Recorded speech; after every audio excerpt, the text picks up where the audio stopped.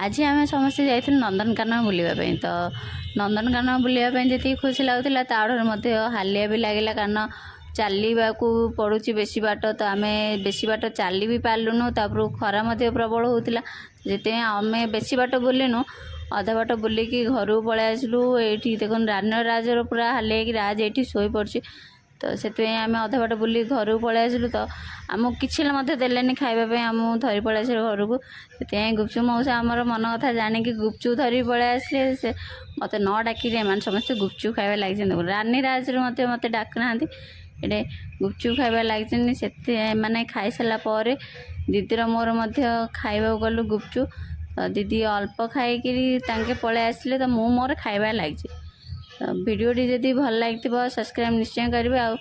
Nandankanan video मो channel upload कर देछि जाकि निश्चय देखिए। रोची जय जगन्नाथ।